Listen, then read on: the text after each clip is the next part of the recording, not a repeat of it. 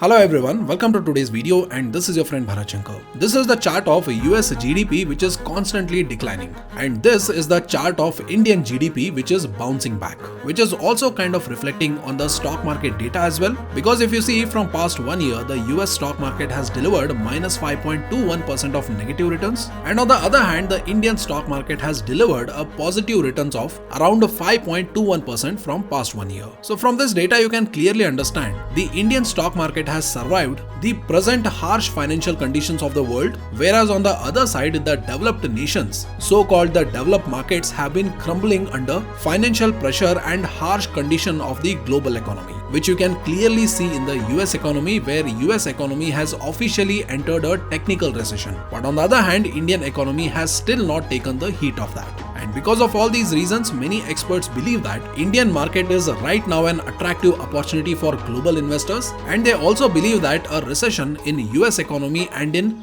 developed economies can trigger a mother of all bull runs in Indian stock market. So in today's video, we'll exactly discuss about this and we'll try to understand, is really India Atmanirbhar, or is this the silence before a very big chaos? But before we go forward with the discussion, I'd like to tell you that me and my team, we really work very hard to make such kind of a quality content for you guys. And if you want to appreciate the hard work and efforts we put in to make such kind of a quality videos, then you can hit the like button and like the video, and you can also subscribe to the channel. And most importantly, make sure to press the bell notification so that you get an immediate update as soon as we upload a new video. So now let's continue with the discussion and let's start from the present situation. So at present, US indices are falling like anything, but in the same time period, the Indian stock market is hitting its all-time high. And this is very unusual for the Indian markets, because during the last recession in the year 2008, which happened because of the housing market crisis in the US economy, had directly impacted Indian economy, and the Indian stock markets fully participated in the market fall. But this time the situation seems to be different, because the Indian stock market doesn't seem to react to the US economy like it reacted or responded during the last recession in the year 2008. And presently on the situation we have mixed reactions and mixed predictions, because on one end we have the CEOs of big companies saying that we are going to have a recession in the next 12 months, and on the other side we have people like Saurabh Mukherjea, who recently made statements like the US recession is going to help the Indian economic boom. And if you don't know who Saurabh Mukherjea is, then Saurabh Mukherjea is one of the authors of Coffee Can Investing, and he is also the founder and chief investment officer of Marcellus Investment Managers. And now Saurabh Mukherjea stated two main reasons why the US recession will help the Indian economy to boom. So the first thing that he has mentioned is that after a recession in the US, the first thing that generally happens is the impact on oil prices, where the oil prices get down to nearly 50 to 80%. And this is a noticeable pattern if you look at the oil chart, where every recession in the US is directly impacting the oil prices and thus resulting in a cheap oil. And here some might ask that, Bharat, how cheap oil will help India to grow? So to answer this question, I'd like to tell you that in 2022 alone, India has imported oil worth of $119 billion.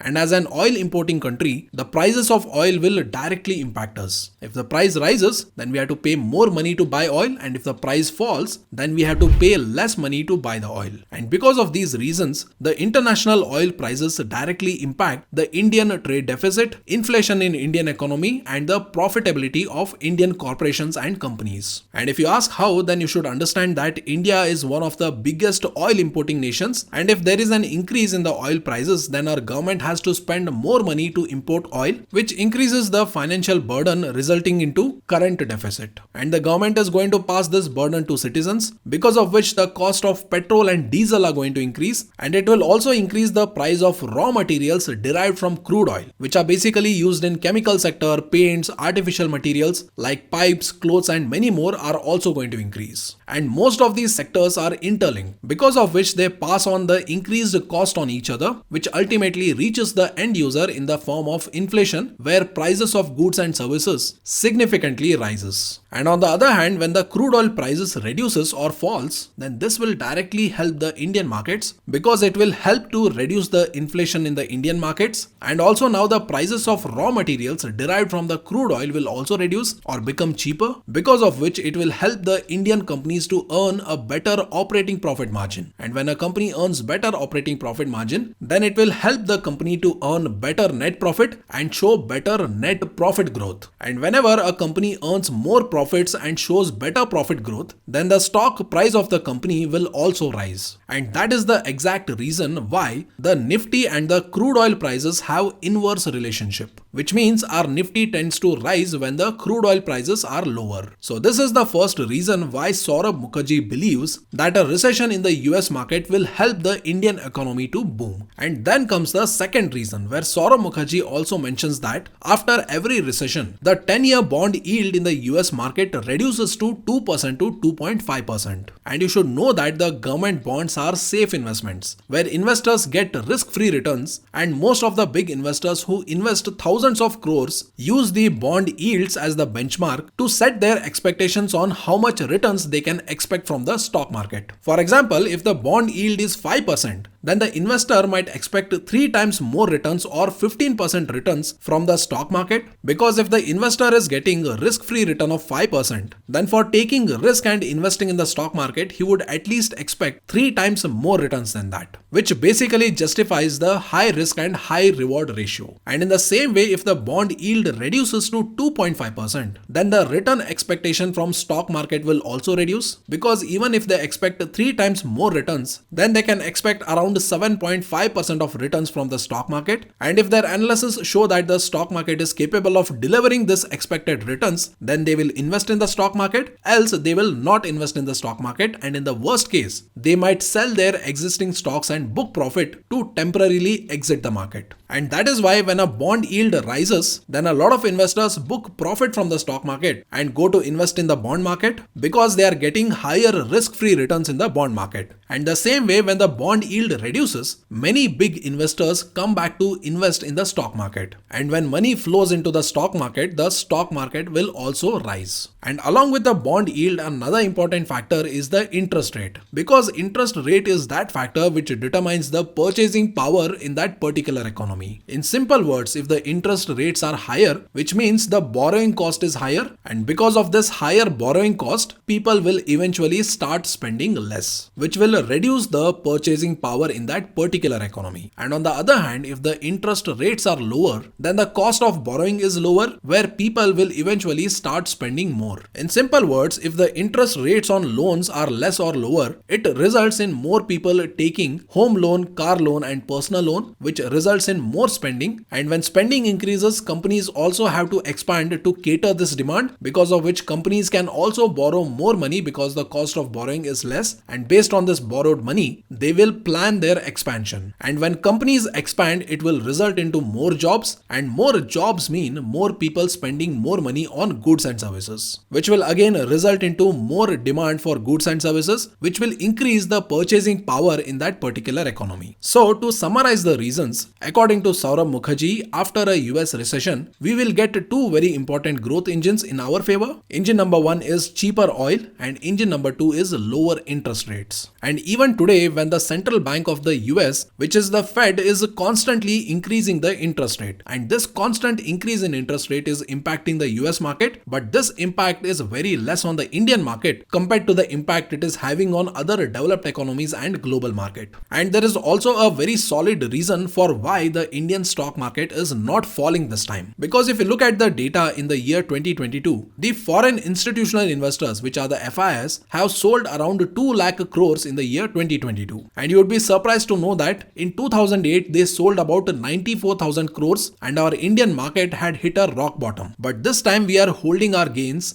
and sitting very closely at all-time high, and I would say all this credit goes to you. Yes, all of this is only possible because of the retail investors and the domestic institutional investors, or DIS. Because in present time people are believing in the Indian economy, and because of that reason they are investing in the Indian economy, because it is a known fact that the Indian economy is on the trajectory to become the world's 3rd largest economy by the year 2028 or 2030. And because of which today the DIS, or the domestic institutional investors, have assets under management of about 36 lakh crore rupees, and this is the highest asset under management in the history of DIS. And if you are wondering from where the DIS are getting so much of money, then the answer is they are getting so much of money from people like you and me, because we are the people who have been investing in the stock market and in many of the stock market related schemes like mutual funds, where in today's time the SIP investment is at its record high. And because of these reasons, this time we were able to hold our markets without the FIS, because earlier FIS were like mafias and they totally controlled the Indian stock market. Because earlier the situation was like, if they sell we fall, if they buy we rise. But now slowly and steadily it seems like the tables have turned, where the Indian retail investors and the domestic institutional investors are taking control of the Indian stock market.